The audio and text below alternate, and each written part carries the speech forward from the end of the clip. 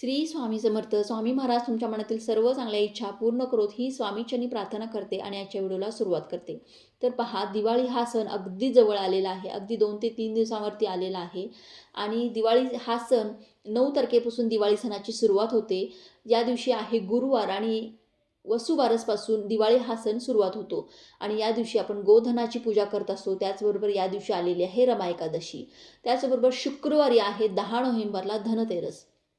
धनतेरसपासून ते लक्ष्मीपूजनापर्यंत आपल्याला आपल्या घरातील अशा 5 वस्तू कोणालाही द्यायच्या नाहीत. कोणी कितीही मागितल्या तरीही आपल्याला चुकूनही या 5 वस्तू कोणाला द्यायच्या नाही आहेत. अन्यथा आपल्याला आपल्या घरातील लक्ष्मी ही दुसऱ्यांच्या घराकडे जाऊ शकते आणि आपल्याला आपल्या आयुष्यामध्ये दुःख, दारिद्र्य, कष्ट यांचा सामना हा करावा लागू शकतो. त्यामुळे चुकूनही या 5 वस्तू आपल्याला कोणालाही या 3 दिवसामध्ये द्यायच्या नाहीत. धनतेरसपासून ते लक्ष्मीपूजनापर्यंत या 3 दिवसामध्ये आपल्याला ह्या 5 वस्तू कोणालाही द्यायची नाहीत.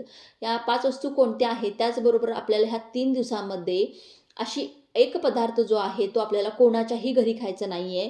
कोणी कितीही आग्रह केला तरीही आपल्याला हा एक पदार्थ कोणाच्याही घरी खायचा नाही आहे, चुकूनही खायचा नाही. अन्यथा आपल्याला अनेक गोष्टींना सामोरे जावं लागते, अनेक संकटांचा सामना हा आपल्याला करावा लागू शकतो. तर अशा कोणत्या 5 वस्तू आहेत आणि असा कोणता एक पदार्थ आहे तो आपल्याला कोणाच्याही घरी खायचा नाही आणि 5 वस्तू ह्या कोणालाही द्यायची नाहीत, हे आपण आजच्या व्हिडिओमध्ये पाहणार आहोत. त्यामुळे व्हिडिओ हा शेवटपर्यंत नक्की पहा आणि तुम्ही जर माझ्या चॅनलवरती नवीन असाल तर चॅनलला नक्की सबस्क्राईब करा आणि व्हिडिओ पाहत असताना कमेंटमध्ये लिहा श्री स्वामी समर्थ आणि सबस्क्राईबच्या बाजूचं बेल आयकॉनलाही प्रेस करायला अजिबात विसरू नका, जेणेकरून असेच धार्मिक व्हिडिओ आपल्यापर्यंत पोहोचतील. तर पहा, त्यातील पहिली वस्तू जी आहे ती आपल्याला 3 दिवसामध्ये कधीही कोणालाही चुकूनही द्यायची नाही. त्यातली पहिली वस्तू म्हणजे पैसे. आता हे पैसे म्हणजे आपल्या घरातील लक्ष्मी आहे. या 3 दिवसामध्ये आपण लक्ष्मी मातेची आपल्या घरामध्ये आगमन झालेलं असतं आणि आपल्याला ह्या पैसे या स्वरूपात आपण लक्ष्मी मातेची पूजा करत असतो. त्यामुळे ₹1 सिक्क्यापासून ते नोटापर्यंत कोणी कितीही पैसे जरी मागितले तरीही आपल्याला ₹1 सिक्कासुद्धा कोणाला द्यायचा नाही. या 3 दिवसामध्ये धनतेरसपासून ते लक्ष्मीपूजनापर्यंत कोणालाही पैसे उधारसुद्धा द्यायचे नाही आहेत. उधार देतो, उधार हवे आहेत, 4 दिवसांनी देतो असं जरी तुम्हाला कोणी बोललं तरीही तुम्हाला पैसे कोणालाही उधारसुद्धा द्यायचे नाही आहेत. आता दुसरी वस्तू आहे मीठ. मीठ हे सुद्धा लक्ष्मीकारक आहे आणि त्यामुळे मीठ जे आहे आपल्या घरातील खडे मीठ असू दे, बारीक मीठ असू दे, कोणालाही द्यायचं नाही. कारण मीठ म्हणजे आपल्या घरातील साक्षात लक्ष्मी आहे. लक्ष्मी स्वरूप म्हणजे मीठ आहे. त्यामुळे आपल्या घरातील मीठ हे सुद्धा वस्तू आपल्याला कोणालाही द्यायची नाही. कोणी कितीही आग्रह करू दे, भाजीसाठी संपलेलं आहे, आत्ता थोड्या वेळ पुरतं अगदी थोडंसं दे, असं कुणीही मागायला येऊ शकतं, कोणालाही द्यायचं नाही. त्यानंतर तिसरी वस्तू जी आहे ती झाडू. झाडू ही सुद्धा आपण लक्ष्मी स्वरूप आहे आपल्या घरातली लक्ष्मी. या सगळ्या वस्तू आपण आपल्या घरामध्ये ह्या लक्ष्मीपूजनाच्या वेळेला आपण आपल्या घरामध्ये लक्ष्मीपूजन म्हणून ह्या वस्तू पूजत असतो, यांचं पूजन करत असतो. त्यामुळे ह्या वस्तू झाडू, पैसे आणि मीठ ह्या वस्तू कोणालाही द्यायची नाहीत. त्याचबरोबर पहा, आपल्या घरातील साखर. साखर जी आहे तर ती सुद्धा आपल्याला कोणाला द्यायची नाही. त्याचबरोबर दूध, दही, ताक यासारख्या पांढऱ्या वस्तूसुद्धा आपल्याला ह्या 3 दिवसामध्ये कोणी कितीही आग्रह करून मागायला आलं तरीही आपल्याला चुकूनही या वस्तू कोणालाही द्यायची नाहीत. या वस्तू लक्षात ठेवा. मी परत एकदा सांगते, पैसे, मीठ, झाडू, साखर, दूध, दही, ताक ह्यासारख्या वस्तू ज्या आहेत त्या कोणालाही द्यायची नाहीत. ह्या सर्व वस्तू लक्ष्मीकारक आहेत आणि या दिवसामध्ये आपल्या घरामध्ये लक्ष्मीचं आगमन हे झालेलं असतं आणि या वस्तूंचा आपण आपल्या घरामध्ये लक्ष्मी पूजनासाठी याचा वापर करत असतो. पूजनासाठी आपण ह्या वस्तू पूजत असतो. तर त्यातला आता दिवाळीचा सध्या सण चालू आहे. सगळ्यांच्या घरी फराळ हा चालू असेल, प्रत्येकाच्या घरी मिठाईही बनत असेल.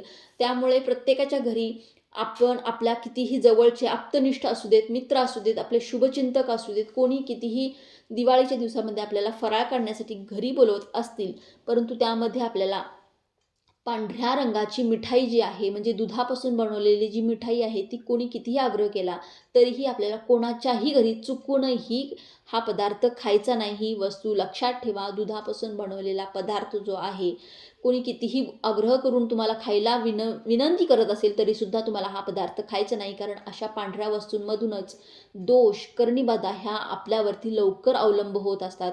ह्यांचा लवकर आपल्यावरती उपयोग होत असतो. त्यामुळे ह्या वस्तू आपल्याला ही एक वस्तू आपल्याला कोणाच्याही घरी खायची नाही या 3 दिवसामध्ये. कारण आपले कितीही जवळचे जरी आपले मित्र असतील किंवा आपले नातेवाईक असतील, आपल्या तोंडावर जरी ते फार फार गोड गोड जरी बोलत असतील तरीसुद्धा ते आपल्या पाठीमागे आपल्याविषयी खूप वाईट चिंतत असतात, आपलं वाईट होण्याचा विचार करत असतात. त्यामुळे यांचं वाईट कसं होता येईल यासाठी ते प्रयत्नसुद्धा करत असतात. त्यामुळे आपल्याला ह्या 3 दिवसामध्ये कोणी कितीही जवळचा असला तरीसुद्धा कोणाच्या घरी आपल्याला हा मिठाईचा पदार्थ खायचा नाही. तर ह्या कोणत्या वस्तू द्यायच्या नाहीत आपल्याला आणि कोणती वस्तू कोणता पदार्थ जो आहे तो आपल्याला ह्या दिवाळीच्या 3 दिवसामध्ये खायचं नाही हे मी तुम्हाला आत्ताच सांगितलेलं आहे. अन्यथा आपल्याला आपल्या आयुष्यामध्ये आपल्या जीवनामध्ये दुःख, दारिद्र्य, कष्ट आणि आर्थिक संकटांचा सामना हा करावा लागू शकतो. त्यामुळे लक्षात ठेवा ह्या वस्तू आणि हा एक पदार्थ तुम्हाला चुकूनही खायचा नाही. त्याचबरोबर हा सर्वांच्या घरी हा दिवाळीची साफसफाई सुरू होत असेल तर दिवाळीच्या साफसफाईमध्ये आपल्याला आपल्या घरातील ज्या काही तुटलेल्या फुटलेल्या वस्तू आहेत, जुने कपडे आहेत, तुटलेले चप्पल आहेत, इलेक्ट्रॉनिक्सच्या वस्तू खराब झालेल्या आहेत, बंद पडलेली घड्याळ आहेत, तर ह्या सर्व वस्तू आपल्याला आपल्या घरातून बाहेर काढायच्या आहेत. कारण पहा आपल्या घरामध्ये जाळी जळमटं हे सर्व आपण साफसफाई करत असतो. तुटलेल्या फुटलेल्या वस्तू आपल्या घरामध्ये खूप जास्त प्रमाणात नकारात्मक ऊर्जा निर्माण करत असतात आणि त्यामुळे आपली प्रगती ही खुंटत असते आणि अशा ठिकाणी माता लक्ष्मीचं आगमन सुद्धा होत नसतं. त्यामुळे ह्या वस्तूसुद्धा बाहेर काढायला अजिबात विसरू नका. तर चला झालेली ही सेवा मी स्वामींच्या चरणी अर्पण करते. व्हिडिओ आवडला असेल तर लाईक, शेअर, सबस्क्राईब करा. भेटूया पुढच्या एका नवीन व्हिडिओमध्ये. तोपर्यंत सर्वांनी आपली काळजी घ्या. श्री स्वामी समर्थ.